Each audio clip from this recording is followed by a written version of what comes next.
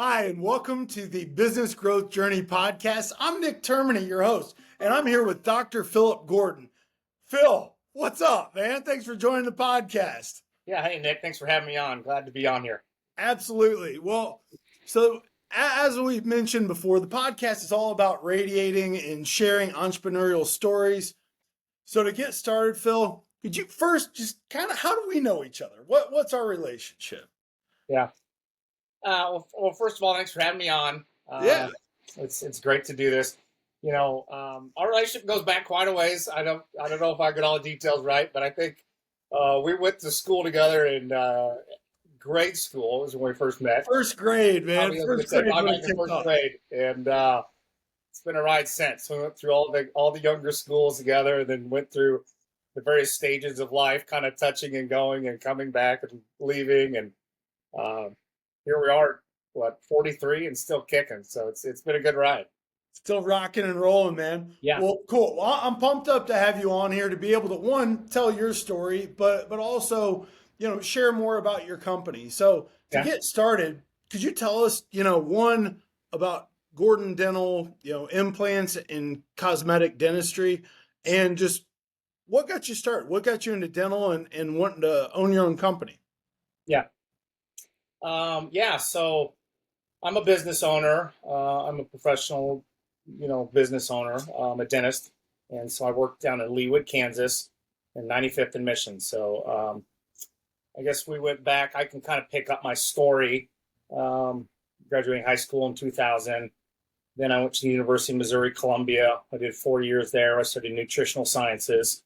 And obviously, I was turned on to dentistry pretty early with my father being a dentist and my uncle being a physician. So I was turned on to the medical side, and always having an interest in human sports, human sciences, body physiology, working out, how people are healthy and get better. And then that love of sciences grew in college. I did some work working at the vet school in microbiology. I did some other work in scientific labs, which I really enjoyed. But then I always felt like, I'm more of a hands-on kind of doer than looking at analyzing data in a lab room. So I wanted to be, working with people more, doing hands-on kind of crafty surgery type of work. So I thought, um, going in the medical MD field would be good, but I to go into the surgery part of that's such a long commitment. And I really kind of loved the stuff I saw my father do with cosmetic dentistry in the early 2000s. And so I went into University of Missouri, Kansas City, 2009 is when I graduated there. So I went there from 05 to 09. Got my dental And what was degree. dental school like? Was it what you thought it'd be? And when you said, analyzing data, you're not one to sit still. You're a Yeah, hands-on, very curious person, right? yeah, exactly. And so, when I got into undergraduate, I thought, I do like the science, but then, but then it always comes back to like, well, what does that mean for the 9 to 5 for the rest of your life, right? Yep. Do you want to work in a science lab at a university with working for university grants and having people give you things to do, or do you want to kind of become a business owner and do your own thing and break into your own mold while still being in the human sciences field? And so part of the business side of it had a big decision with that. Getting into dental school, it was it was it was a rough ride. When you get into professional school and things like that, it's they hit you with so many things at once, and yet um, it was probably the most hardest 4 years of my life, but also the most constructive. Right, I look back and I think, God, it was a lot of Yeah. suffering with the work Yeah. and diligence you do, but you go back and say when you compress that stress into something, and that's when you normally get your greatest growth in life, right? When you push Yeah. yourself to or beyond what you think is possible is when the growth really happens. So I look at that as an example of, hey, you know, putting everything else out in life, just basically not seeing anybody, any friends, doing anything, having anything outside of what wasn't totally wrapped up in that one part of your life for 4 years. And I look back and say, well, it's, um, very much translates to other things in life, right? So you look at it and you come out and you say, well, I'm supposed to be this well-rounded, ready to go dentist to take on the world, right? Um, and at times that's true, and at times it's also completely not even close, Yeah, right? but So, you brought up a great point too. So like in doing hard things, you learn how to do hard things. You learn yeah. how to stretch your brain and push yourself beyond limits that you've done before. Mhm. So in that, like going through dental school and learning to do hard things, has that helped you push to be able to do hard things and continue to grow in your journey as you've, started your own company, being a family man, having your own podcast, all the different things you've done? Yeah. Yeah, and I think it is. So it's right. It's like, well, what am I capable of? And I don't think you really Yeah. know that. And you get in a situation where you're thinking, God, I don't know if I can do all this, and you just have to buckle down, right? You have to learn time management. You have to learn commitment, all in. You learn different ways to become a different a fighter in life than you would realize, right? You realize, Yeah. okay, whether it's working 16-hour days, sleeping 5 hours at night, whether it means putting in the extra grind that other people won't. You learn what your body responds well to, what it doesn't, what stressors turn you on, what stressors turn you off. And then you can analyze that and like, okay, I can accomplish a lot, but how does that relate to, okay, you come out of school, now you have to turn on the business side of it too, right? So then it's like, okay, once again, you're jumping into the deep end of something that's you're maybe not totally prepared for, you maybe know little about, you're very passionate about it. So what does that mean? That generally means you have to just go all in, right? You have to Yeah. you have to learn everything you don't know. You have to be resourceful. You have to try and fail, and realize that so much of it's about persistence, being a grinder, knowing that long hard days are coming. Some days you're on top of the world. Some days the bottom falls out from under Wait, you. wait, wait. Is it Yeah. days or is it minutes? Do you Yeah, learn this in minutes? months, years. I mean, those could be right. It's It's all growth is like compound. growth is like the stock market, right? Yeah. There's days or weeks when you're like I'm feeling great, and then it's the next day the bottom falls out. Yep. But I think you learn a lot about persistence and understanding. You get to a point where you're saying understand what it really means to be professional is grinding your way through things and 100%. becoming not being so reactive emotionally or business wise and learning how to set up strategies, work long towards them, putting in the work to do so, and then learning what that means to balance as a human, as a father, as a spouse, and all that too. So, There's a lot of yeah, components to it, right? there is. So, anyway, skips through some of that. We can come back and touch on those topics in a bit. But No, then, that's a great point. I mean, the life balance aspect of realizing you've learned how to push yourself to levels that most people don't understand, but then being able to know when to scale it back because what does true success mean, right? yeah, What does what do you really want your life to look like? So that it's all part of the journey, right? mm-hmm. It So is. when you're talking about dental school, then you graduate from dental school, you put in all Yeah, this work, you grinded yourself into being a dentist. I mean, essentially is what it is, right? Like yeah, through all the learning, the doing, and all the things. Then from there, did you feel, you kind of touched on business a little bit.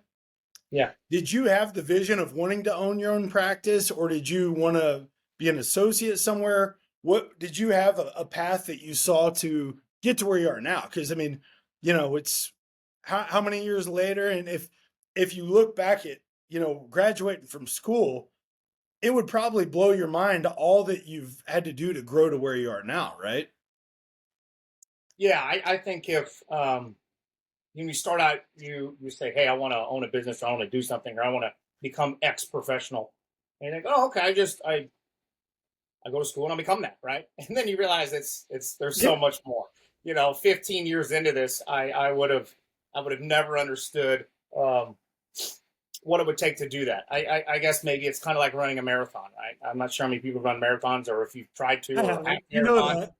Yeah, for people that have, you're looking to say, well, to say, oh, I'm going to sign up for that and do it. It's one thing, but then to realize the amount of hours, the amount of days, the amount of months or years to train for that is just it's so many footsteps and amounts of pain and work and effort that you can't comprehend it Yeah. unless you've done it. So, but with that, it always starts with taking the first step, right? So, part of it is are you too afraid to take on challenges and things that are difficult because um, one, there's risk involved, right? So where you're at in life, how much risk you have, how much debt you have. You already have a family, dependents, people that count on you. Two, it's are you afraid to put in that work? Do you want to sacrifice, short term enjoyment in your 20s and 30s or 40s to grind out when peers may not be, to put in to say, hey, the business needs me right now. Yeah. The payout will be later. And then also, is it, just inherent risk. It's like we're taking out loans, we're taking big leaps, lots of money, big reputation steps. Nobody likes failure Yeah. on any level. So then, you become a professional of some sort, of any kind, and whether it's real estate or doctors or whatever, and you say, I want to open my own doors. Like, what does that mean? Yeah. You might realize I'm very good at a trade, but I'm very uneducated as an entrepreneur, right? Yeah. And Good at the job. yeah, I'm to good grow at this this business. craft, right? But it's Well, like, And I've seen people that have done it the other way too, right? Like Yeah. they're professional business owners and they don't understand the craft. yeah, there's Either that, way, right? you got to Yeah, so figure I it think out and grow, right? some of the best people in business are probably some of the best people at selling their product, and hopefully they're just as good at making it. But a lot of times that's not true, and some of the best people that make their product aren't great at selling it, right? So Yeah. I think it's that balance of, how do I do that? So I went into to be an associate with my father right out of school, and then realized that we both had kind of different passions for how we do things, what we're doing, and I was becoming more surgically minded with implant surgeries. And so I directed to opening my own practice a couple years after that. So I did get some good, understanding of how that business model could be run. Yeah.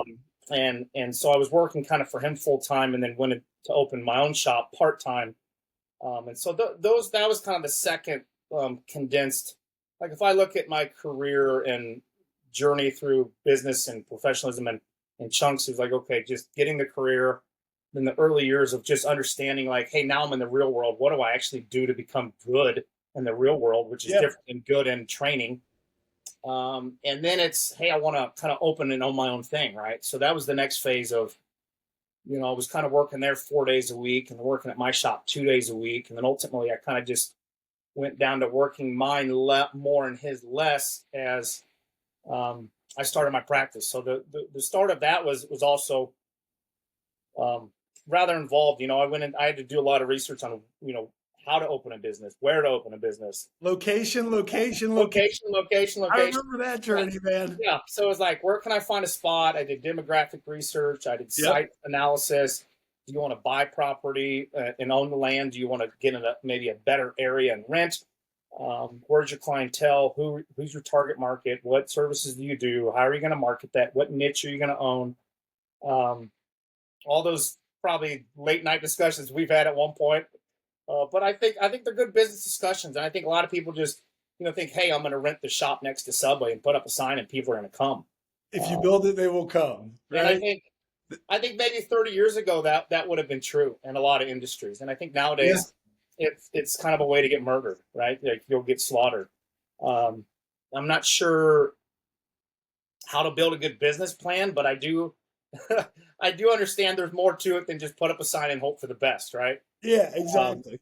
And so I think that's where the next big growth and stressors come from, is like learning how to own your own business, manage employees, market to get new clients, whether they're patients or clients, or how do you gain new business, right? How do you operate employees? How do you operate overhead? How do you pay yourself? And then, most small businesses struggle with then paying themselves last, having enough money left over for them, not working around the clock 7 days a week, and having burnout fatigue, life work balance. And I think that's probably the next biggest thing to learn is that, because when you work for somebody and you check in 9 to 5, their job is to get you the business and give you the work. And so part of that is there's safety there. Yeah. But with that safety comes your control. So when you're in control, then you sacrifice safety. And I think that's those You're are in the two Hunger very Games. different. It's real, baby. Yeah, those are two very different worlds to live in. Yeah. Um, And from a mindset standpoint too, right? Like the all the different stressors that you're talking about, it's how do you balance those? What mind, body, spirit, right? Like I know yeah, you're big into fitness yeah, and that helps, right? Like yeah, when you're in motion, when you're working out through that stuff, it helps. yeah, Working out definitely helps, right? yeah. I think yeah, the mental physical stress in life is real. I think in running a business, it's even more real. Um, I think then you become a parent or a spouse, it's even more real. So you have all these things that like, yeah, it's like, hey, you know, you get to a point in life where obviously, and no complaining or whatever any other way, but it's like your needs come last typically. As so, if you're a small business owner, a parent, and a spouse, typically you're putting, you know, the business first during the work day, right, and then evening time or weekends or whenever off is, it's you're putting family first. Yep. So I do think it's important for people to realize like fatigue's a real thing. Yeah. You don't have to burn out. You don't have to be middle life to have a crisis or a burnout, right? Those can come at any point. Yeah, I'd say I had like a midlife crisis at multiple generations of my life, right? Um, and I think, It's real. but they are, and I think to somewhat degree those can be healthy if you um, understand what's going on and can respect it, right? It can lead towards um, you can take that stress and go one of two ways with it, right? You can turn to it destructively and do things to yourself, or you can turn to it constructively and do positive things for yourself. And I think um, being ahead of that stress can be an important thing. Oh, absolutely. No, and you're exactly right. It keeps piling on, but on the other side of it is growth. And Yeah, that's a lot of people shy away from that. And I think that's what, makes entrepreneurs, leaders, people that have done, like what you've done on your journey, that's part of the journey is yeah, pushing to the other side and finding a way, but learning from it and seeing the growth and where you're going. yeah, So, Phil, real quick, yeah, diving back in. So, you started your practice, right? You were yeah, working with your dad part time, and then you were getting ready to launch your own mm-hmm, business. yeah. And at that, were you kind of torn working, with your dad part time, or was that time to kind of continue to crystallize what your vision is, what you wanted your own, shop to look like? No, it was definitely trying times. We talked about it. It was stressful because I was trying to I was trying to do both, right? Yeah. Because financially, It's hard to be all in on several things, it right? is. So obviously, I needed to pay my bills, right? Yeah. Coming out of money, you got a lot of coming out of school, you got a lot of debt. You Yep. have to work. Um, uh, Small family, new in careers, like we didn't have a lot of money, so I couldn't just say, hey, I'm going to quit this and go over here and do this, right? Mm-hmm. So starting a new practice probably takes even if you're buying a practice or buying a small practice and growing it or starting a de novo from scratch, like, it takes a lot of work. And so you've got to, it was a year or two work on the front end before I even quote, hey, doors are open, right? Yeah. And Oh, then yeah. once doors were open, it was a couple years before, um, you know, there was really anything noticeable to show, right? I think you look at that and say, well, God, that took you a while. But I think anything meaningful does. I mean, it wasn't like, hey, the doors were open and we're bleeding money right out of the gate. But it was like, I mean, to be, hey, before I was there, quote, 80% here and 20% here, before that table switched, it was, maybe a whole year before I opened doors, maybe a year or two before that, hey, this is my full time now, and this other is almost part time, or I can cut it out. Yeah. Um, and those Well, those and were you mentioned those were something there building too. times. So acquisition mode, right? Like that's how you acquired your practice, right? I did, yeah. I actually And then purchased a built it small up. So business that was. so in that, you have, you got to find good attorneys, good accountants, Mhm. build your team up. I remember, Networking. one of the things was like, how does a lease hang up this deal, right? Like, could you kind of talk about what the acquisition phase was like for you? Just the due diligence and Yeah. kind of learning where everything's at before you actually move forward with the acquisition?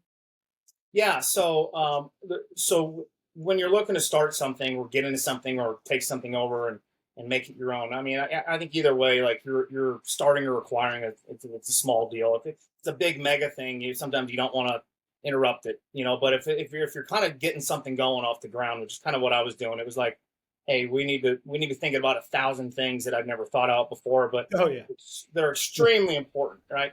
And we talked about it earlier a little bit. It's like site analysis. So not just like, hey, where's the physical building going to be? But part of it is yes, but it's also demographic studies of the city, of traffic, signage visibility, what types of communities you're looking for. Which other than like, hey, I'm not going to look at just working exactly where I live, right? I'm going to look at the metropolitan and figure out what I think is best, right? And I'm doing Yeah. this type of work. Here's my kind of avatar person buyer Yeah. relationship. Yep. Where are these people at? How can I be relevant for them?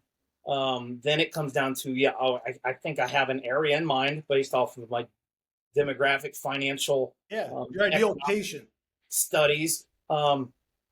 Okay, then I need to go get a real estate, like a business real estate agent to help me look at spaces, right? So I bought a home before, but I never bought Yeah. or leased professional real estate. So it's Totally not, different. yeah. So that's a completely different thing. So I can back up just a little bit. So I immediately joined the Leawood Converse Chambers, Overland Park Converse Chambers. I was doing networking events there once a week, so I was plugging in with a lot of people, trying to figure out who to help me with payroll, who to help me with this and that, things that CPAs. Well, we'll keep going with this. So I found somebody through professional real estate. And started looking at places, right? I was like, hey, I want to be in this area. And he's like, okay, well, based upon that, like, here's what we're going to look into. Like, there's not going to be a lot to buy. And if there is, it's going to be big. And there's going to be more to rent. And, but either way, here's the price per square foot, right? Yep. I don't know if that's how they do it. Yeah. But Yeah. Based on square footage. yeah. So, there's certain terms they use, and you probably know them. I forget some of them, but, ultimately we came to a couple spots, and I was using that, and then it became, hey, we want to secure a lease, right? Well, then I need a lawyer, but not just a lawyer. I want a lawyer that specializes in leases, and then I got a lawyer that specializes in leases for dentists, right? So you could even go one subset even further, and you think, well, that seems highly specialized for something that's just signed the papers to get in the door. Oh, but it's niched down hard. Yeah. 100%. But the lease can make or break your business. Yes. And I think most people don't understand that. Mm-hmm. So for me, especially for my type of business, I have to invest so much into the place, right? Yeah. I mean, the plumbing alone is like, it's highly specialized. Yeah. So the amount of things I have to put into it, dictates so many things. And having control of that space for X amount of time, renewals, price increases. So all the things that like you just, unless you've leased an apartment or bought a house, these things don't make any sense to you. But when you get into business real estate, it's like it's a whole different ballgame. So those two pieces, like the real estate and the lease lawyer alone, we went. That was a 6-month process just with those. Yeah, it's right, easy. And then it comes into, hey, okay, well, great, I'm going to rent the space. This will be easy, like not a big deal for building. But then the build out is highly specialized. But then you still have to get build out permits, draw designs, do all that stuff, go through the city with that. Even though you're inside of a building, there's still all the, it's like all the permitting seems just like as crazy inside as it is outside with the signage. And then your lender, I remember, you found a great lender that worked with a lot of dental practices. Yeah. And that's another area that can be a hang up. It can either be an asset or detrimental once it comes time to close and move forward, right? Yeah, and I'm trying to think, I'm not going to name drop anybody on all this, but I'm trying to think where I found specific people. I remember, okay, hey, I need a lender. I'm going to take out more loans, which was even scarier. I'm like, I've got enough, right? Like what? So, I'll just be able to sign away all your personal assets for a business loan.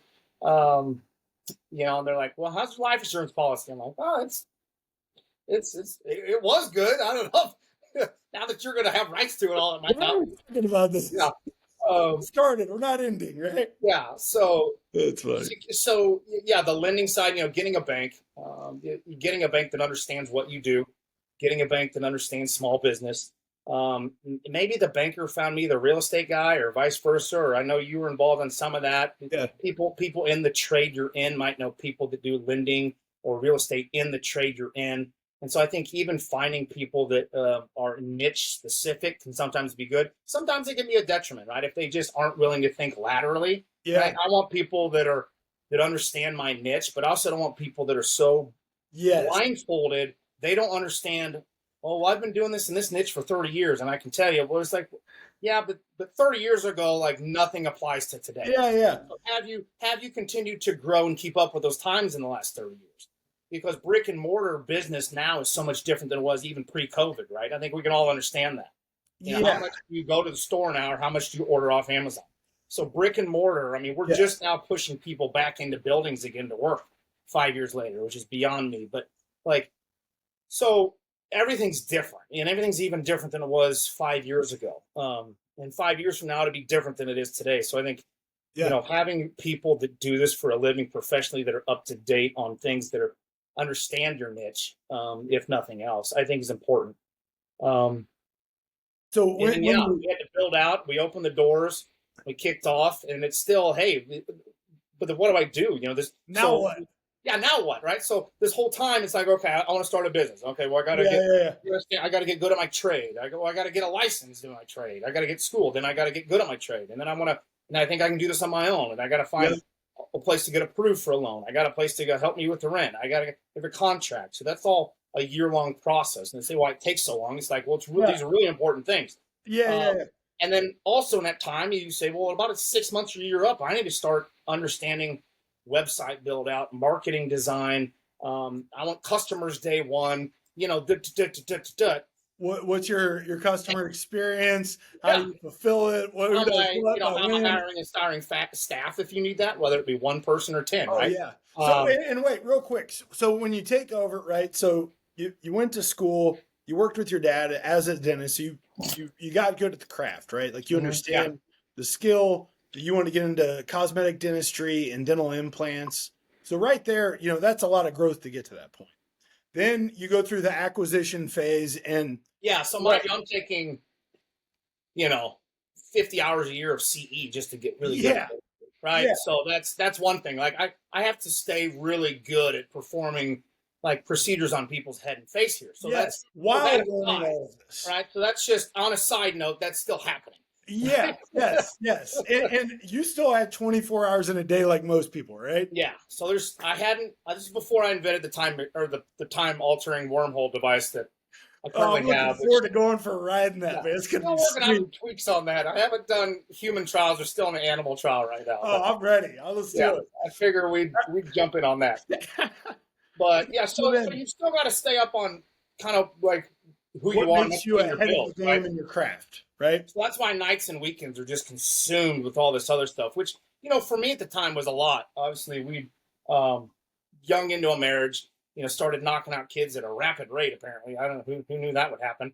And so, we had 2 kids back to back, as you recall, 2 sons. And so, this is all while, they're in diapers. Yes, which is in itself is another growth phase of life where you're learning yourself all over again. So nobody knows. There's all these different pieces of the pie where you're just kind of figuring yourself out too in this journey, right? Yeah, exactly. I mean, you don't know who you are as an adult. Obviously, you think you know, and then things change, and you think you know what you want, and then they hit, and then things are different. I mean, not. If you have kids, right? So it's a thing, right? And so we had 2 kids, 15 months apart, and it's just really had our hands full. We were swimming with all the things, right? All the things in life, we were swimming. And then at some point along the line, I thought, I need to start a podcast and get this other stuff going on the side too, because I seem to have more time and energy than I want somehow, still, which is not true. But even then, I'm still you had the podcast, and then you were also an instructor, right? Yeah. And that came later. So I was doing some teaching. I know we're jumping around a little bit. Yeah, no, you You are. hit the lot.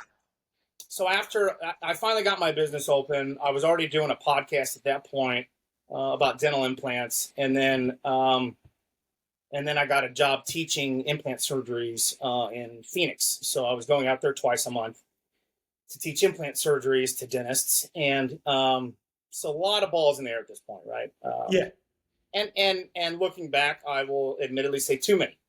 Yeah. Right. It was probably a blessing and a curse that I'm really good at what I do.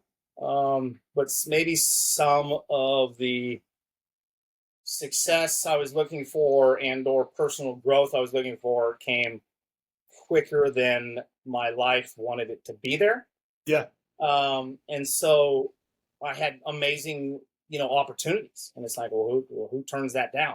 Yeah. Um, And I mean, when you're an energetic, competitive, entrepreneurial driven person, yeah, and these opportunities show up, Phil, we thrive on yeah, enthusiasm. no, we do. I mean, those are the things. Yeah, those are things I want. Those are things I like. Yeah. Those are things I don't shy from.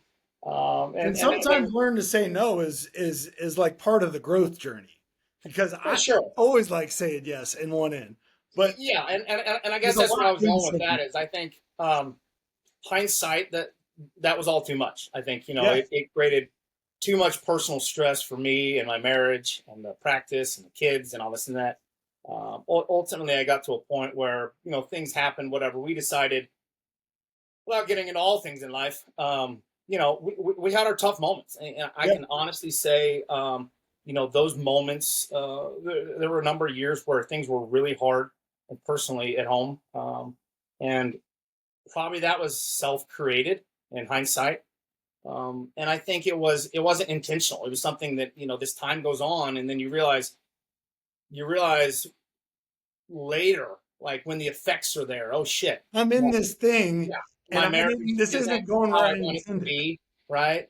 Yeah. I feel too stressed because I'm working this job, then I'm hopping on a plane, then I'm teaching here, then I'm flying Yes. home, and then it's 2 hours, 3 hours of sleep. Then I'm up with the boys in the morning, and the girl. Now we have two girls we just had, and so we have two more rounds of babies, so it's just boom, boom, boom, boom, boom, and I'm doing all the things all at once to all people, Yeah. and I think you realize that comes with a price.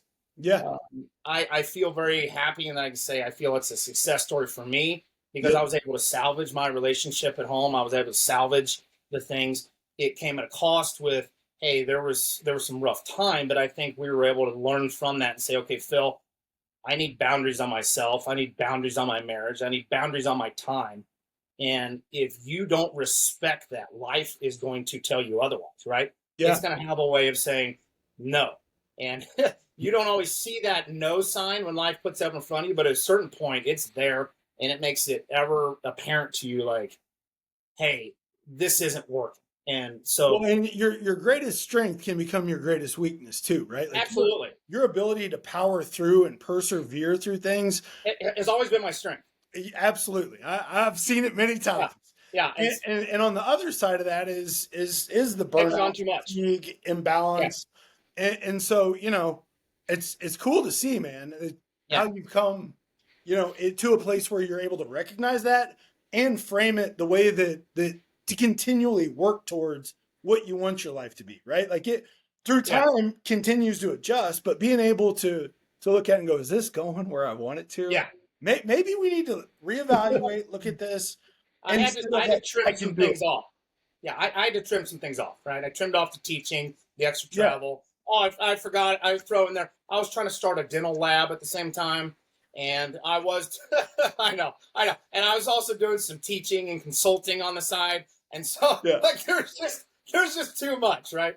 I'm like, this is okay. Phil, you're living most people's lifetime in one of your days. I know. No, looking back on it, I'm like, this is absurd. I was trying to write a book. My wife like laughs at me now. She's like, remember when you were doing all that stuff? And I think at one point she said, I think you came up to me one day, Phil, and said, you know, to get your law degree. And I was like, it sounds like something I would have said.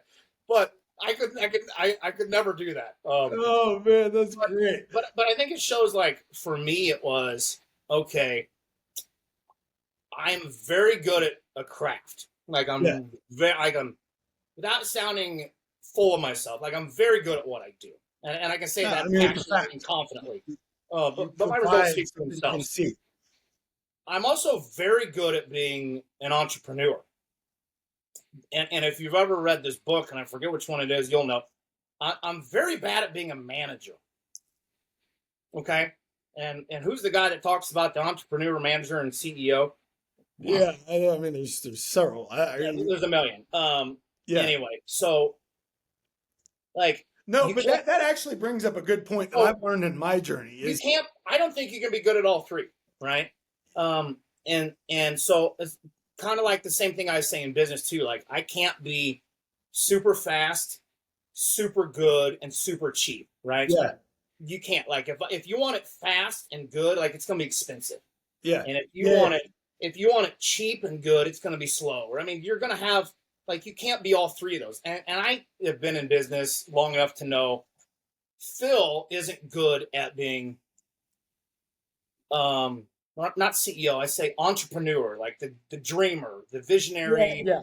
the marketing, the this is where I want to go. Here's Big the blue great sky stuff. ideas. Yeah, absolutely. I'm really good at doing the technical stuff. Great. Say whatever you want.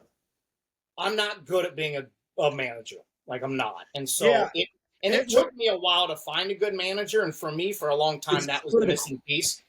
And so that person has then allowed me to be better at these two and not have to struggle here, right? Which has then allowed me to say no more, right? Which brings me back to now I am able to go home and be present more. In addition to me saying I'm not going to start 6 other side businesses, even though I'm thinking, oh, they're linear, they're within my profession. Like it's Yeah. still like I So decided, hey, I'm really back good at to the this. manager part. Yeah, When you're a high flyer, high performer, somebody that your job is to get it done. yeah, Can I say that yeah, that's how you view it? We're going to get it yeah, done. We're yeah, going to figure it out, and we're going to get it done. yeah. And in that, when you have a team, or like I learned this when I was in the corporate world and went from being the salesperson and doer to in management, and being able to Corporate world's very good at structuring that. seeing how, like, there was the way I would do things, and then when you're able to see at a higher level when you get promoted how other people do them, and it doesn't match up. And so Mhm. when going from, I mean, look at any sports, right? A lot of times the best player doesn't become a great coach, and that's Yeah, because people don't care as much as the greatest player. The reason they're the greatest yeah, player or great players is because they put in the work and are obsessive about getting things done, and their hmm, standards are at a really high level. yeah. That's not most Well, people. I think you can look at that Michael Jordan documentary like that, Oh, right? all And day. he's like, his biggest challenge was finding somebody that who cared as much as him. Yeah. And when I say like care, like they all care, they're only me, but like caring beyond and It's beyond obsessive. almost beyond a reasonable, healthy point. Yeah. You could argue this and that, but when it's your livelihood and your business, like you almost have to care beyond a reasonable point, Yeah. because ultimately, like no one else will. But finding people to buy into who you are and that business model that don't necessarily share the same skill set as you, Yeah. and who offer something different, I think is vastly important. I've had other people that have been in that have been also visionary, enthusiastic, rah rah rah people, but weren't Get it. managers, that weren't managing very well, and Yeah. so that's an important part of all this is also recognizing my weaknesses and not letting my strengths um, turn me like not letting my strengths ruin me, but then Yeah. also being self-aware enough to recognizing my weaknesses, and not overly stewing in those, but then also realizing that's where I need help with. And then whether that's other professionals, like I don't know about Elise, I don't know about this and that, but I'm Yeah. also, when I'm hiring people to help, they need to fit in with, can this person see my vision, understand it, and help execute it in ways that maybe are better than me? Yeah. And No, that so, brings up a great question. So you acquire the company, you get it rocking and rolling. So yeah, you have your vision and where you want it to go. You're working on moving the practice, right? And yeah, finding it to to the right Or new location home. that Yep. fits the demographics and your ideal patient base. And then from there, how have you grown your team and what have you learned about, like you talked about, yourself as the high level and a good technician and then the manager. How have you filled that gap? Well, for a lot of times I didn't fill it well, and I think you could always you see that later, right? So you go through years where like, oh, this you might think things are going well, right? And then but then you realize, oh, maybe there's some stuff that's not, whether it's and not even intentional. I mean sometimes Yeah. like with any small business, like there can be corruption, like people. Or blind spots. Yeah, there's blind spots, right? So let's just call it that. So not necessarily like, oh, people are robbing from you, but like obviously, are people working when they say? Are people doing the job you actually give them to do? And Yep. if you're busy doing your job, you can't always micromanage others. So Yep. being a business owner, sometimes you're like, oh, here people say, well, don't micromanage people, but there also has to be accountability, Yeah. right? Because otherwise, it's nothing will get done. So how do you set up levels of accountability? How do you set up checks and balances? How do you find managers that are or personnel? And if you managers, I mean, it could be two people, it could be Yeah. be the bottom person in the business. I don't care. They still need to have accountability and ethics. And today's job market's tough, right? Hiring people is harder than it's ever been. I would say, Yeah. as a small business owner, in my short career of having a business, 10 years, being in the workforce in my field for 15, I understand that it's never been harder to find good people. It's never been harder to find people that will work, that want to work, that will do a great job at it, and own their stuff. So I think that's a tough side. But then I also think it comes down to niching down and knowing who you are and what you want. Yep. Sometimes more people isn't better.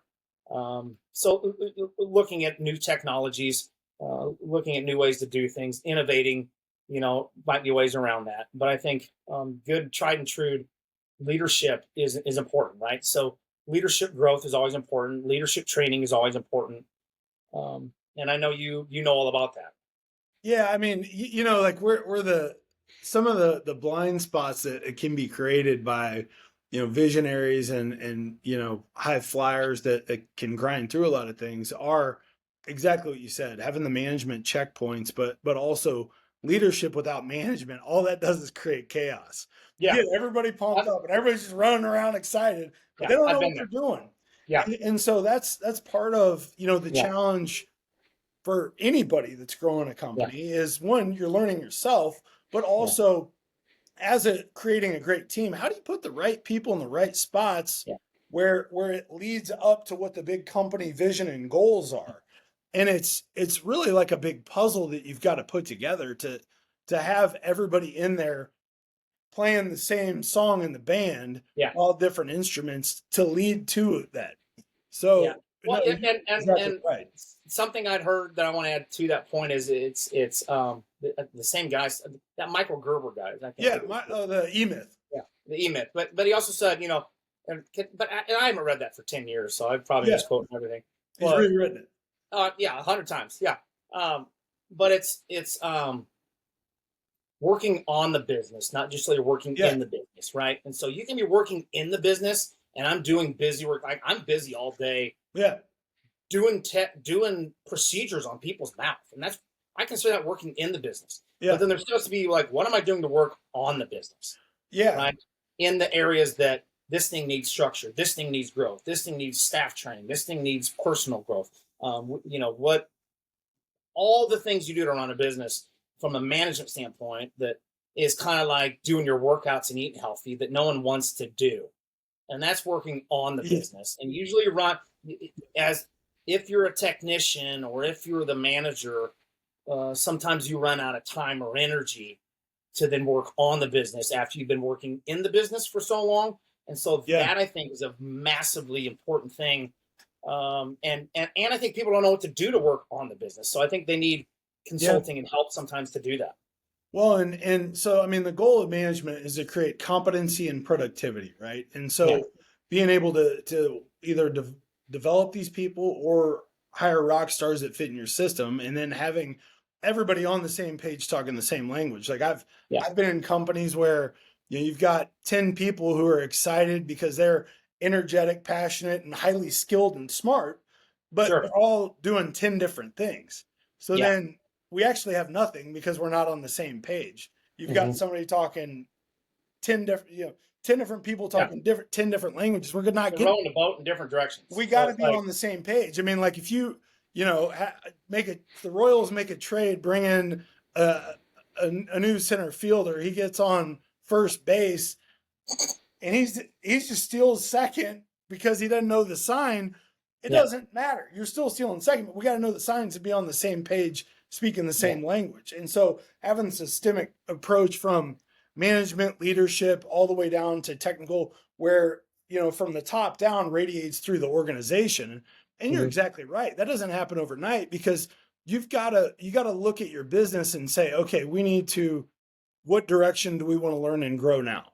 Yeah. And is it like when you started your company versus now, you're probably not working on the same things, right? No, not at all. I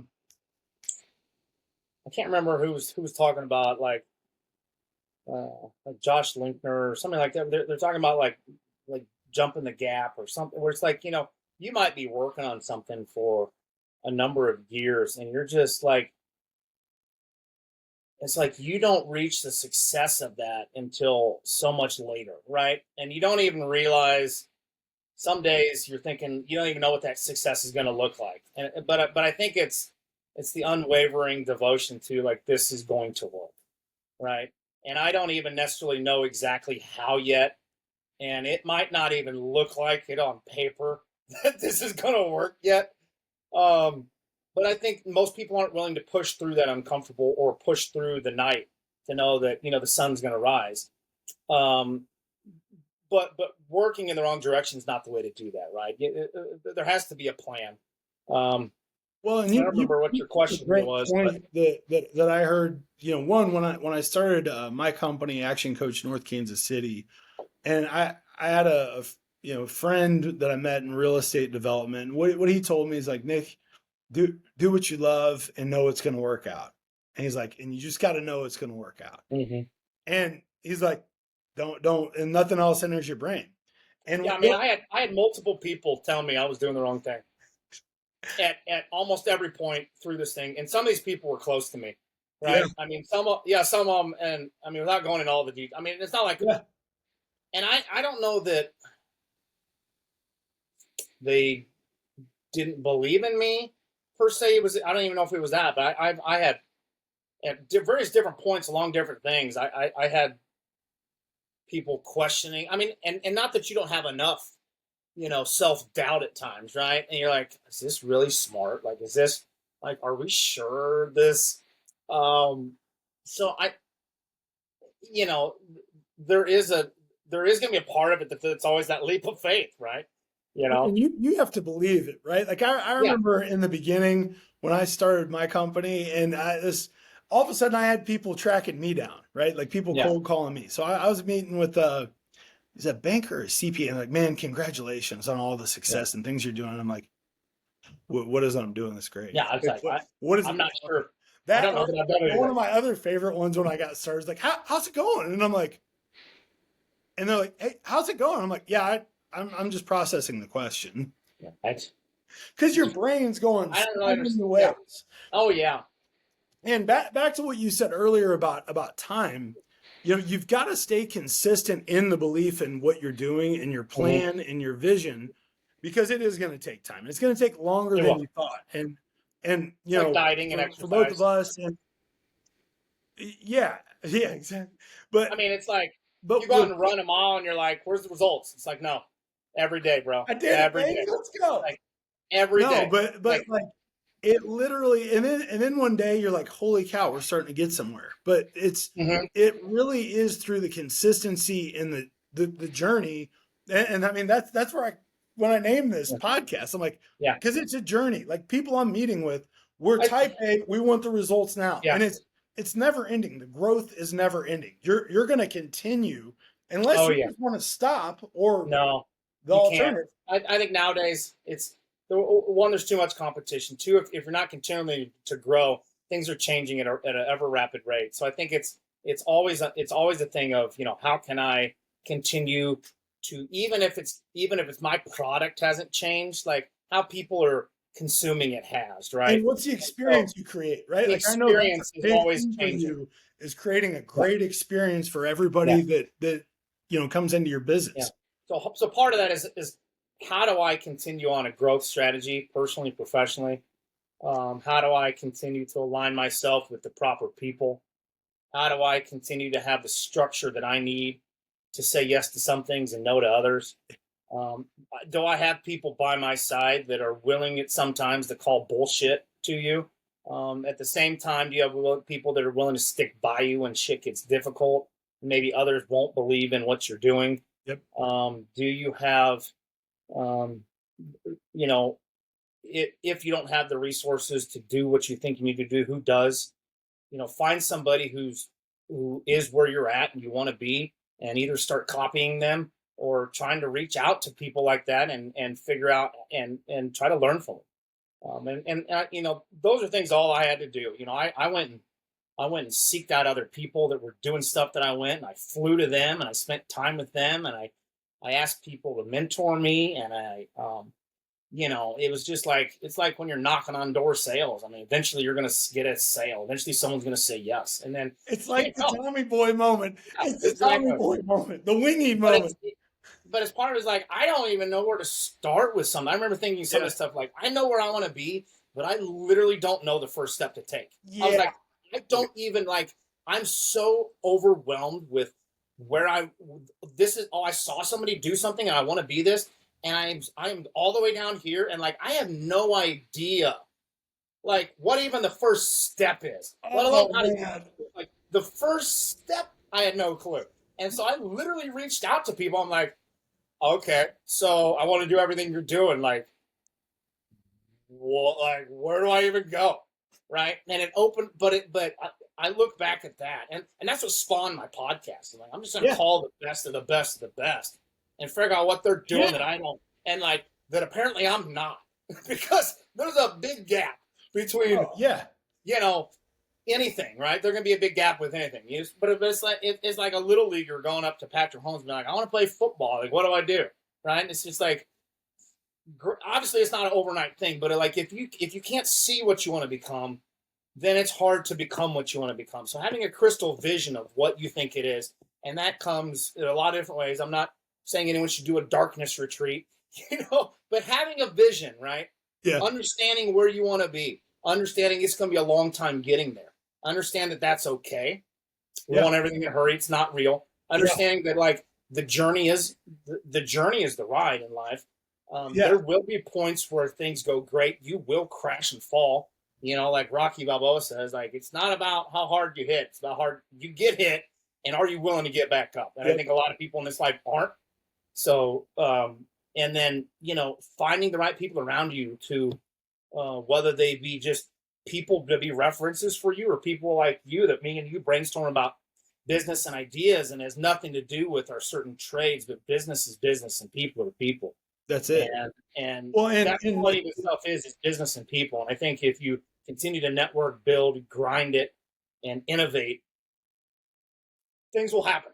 The some of the challenges, like obstacles, I mean, we've covered a lot of ground, but having the vision, and then the frustration, the falling down, the getting back up, and realizing the juice is actually in the journey. That's been my biggest aha moment in this whole journey that I've been on, and I'm on with people I work with, and I have tremendous growth from conversations like we're having now, and being able to work with a lot of really great people. But looking at people that own companies and are generally type A, we're results driven, and being able to look at it and say the juice is in the journey and the results will come, versus it's got to happen now. It's got to happen now. It's got to happen now, because that is a path to burnout.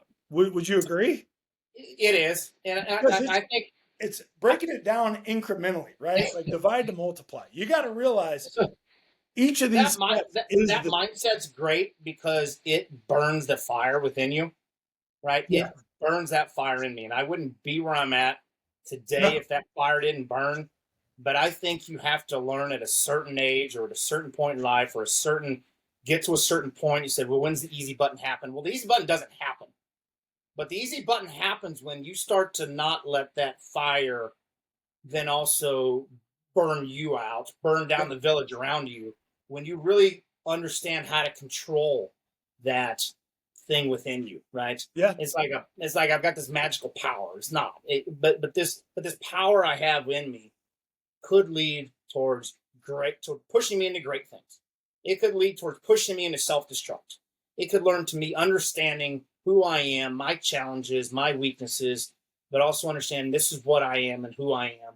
Stay within that, be true to it, learn to respect it, respect the yeses, the nos, the limitations, but learn to use that and say, well, it's not necessarily there's an easy button. Yeah. It's not this and that, but you get to a point where you want consistency. Yes. And I think predictable outcomes. Predictable, consistent outcomes. And unfortunately, for you to say, well, if you tell your 25-year-old version, hey, things won't get a little easier in life till you're 35 or 43, they're like, what? And you say, well, either that or I'm tired enough now, I don't care. I'm not sure which. No, my favorite quote is Jim Rohn, and it's life doesn't get easier, you get better.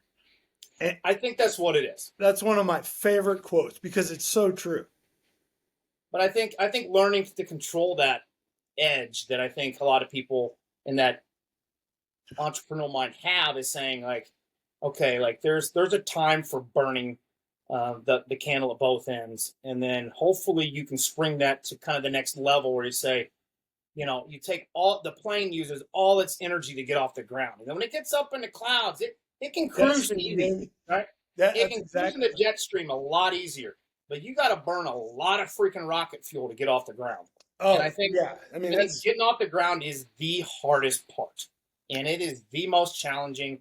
Cruising's easier, but then even when you're up there, you can't lose control. Winds are going to come. Hopefully you don't fly into a bird and blow out an engine along the way or whatever. But like, it still takes. You still have direction when you're flying up in the clouds, but you want to level there, right? That's where you want to be, and then you learn to manage things better at that. But it also comes with the experience, right? Experience is the mother of all teacher, but you can't get experience without making mistakes and without taking your lumps. So my grandpa always told me this quote: "You're a bucket of youth in a world of experience." And I never knew what that meant until I hit about 30. He was telling me I don't know anything. Yeah. But it's a continual growth path. So as we're getting closer to wrapping up, as you look at what your journey's been, you have to burn a lot of jet fuel to get up into the jet stream. Mm-hmm. But what was the point where you felt like you had a little wind in your sail from having the right team, from having some systems in place, where there at no point is there an easy button, but maybe it felt like you had an easy button. We're like, man, this is starting to feel like we're getting somewhere. Yeah, I think I had my vision to becoming, hey, I want this certain accreditation. I want to be, get my true diplomate, implant specialty degree. I want to own my own business. I want to have these certain things. And I was able to check all those off and do it in a shorter time than most should. And not that wasn't great for me, but it was still kind of like, okay, well, what's next? What's next? I still had that what's next. And so it's been good for me to not continually always ask what's next. Yeah. So for me, part of that was learning myself a bit more, learning some things that way. But I think it comes down to when you get to a place where you're saying, I've got my craft mastered, I have some team around me that believes in me. I'm able to pay my bills every month and not completely lose sleep over that every payroll. It's a great feeling once you hit that point. Yeah. And then you got to get over the head trash of like, I'm okay. Like actually realizing and accepting where you are versus where you were. And then not looking around worrying where everyone else is at. Right. I think the comparison is the joy of thief. I think, I hate to say it's an age point, but it's probably, where we're at now, right? But then also understanding, like my role has really shifted over the years to, my life isn't about me. Not that I ever really, I mean, it always was to a degree, but then it's like my life is about being a servant to others, and that's to my wife and children. And so if I'm always asking myself, am I doing, when I'm looking at any decisions, like, am I doing this for the betterment of my wife and children? The comes, business decisions come to that, right? Yeah. Is this going to better my business? Is this going to better my business for my personal self? Is this going to better my business for the life of my wife and children? And if I can say yes, then those are decisions I move forward. If I say this is going to take too much of Phil, then I have to look at that and pare things down. Because realize when you get to a place where you're making decisions based upon what's best for you and those around you, I think you're at that place. And so it's hard to know when that is, because at first you're doing everything to survive. And survival mode is not the same as growth mode, and then growth mode is not the same as I hate to call it cruise control, because there's no real cruise control in life. But let's just call it, that next phase. I don't know what you want to call it.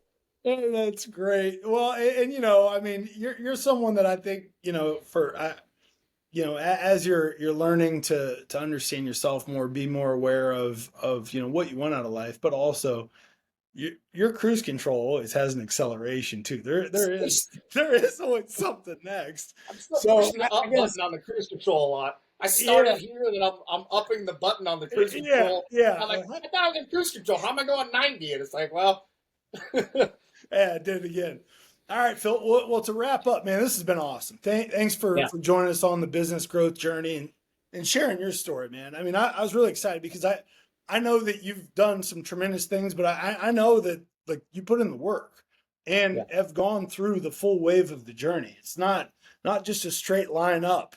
What is I would do it all again. I don't know that I would say I wouldn't do anything different, but I would say, the growth, the ride of life is the experience, right? And I think when you understand that, it's just a different mindset that has to click in, right? Well, Phil, thanks for joining the Business Growth Journey podcast. We're excited to have you on. Could you give us one last plug of how to find you at Gordon Dental? Yeah, so my office is down at 95th and Mission. And so my office is dedicated to cosmetics and implant dentistry. And we're at Gordon Dental Implants and Cosmetics.com, or I'm on Instagram, and I'm pretty easy to find. So if anybody's looking for any tooth work that they think they've got some interest in, or some things go wrong with their mouth that they need some deep solutions for, I'm always available.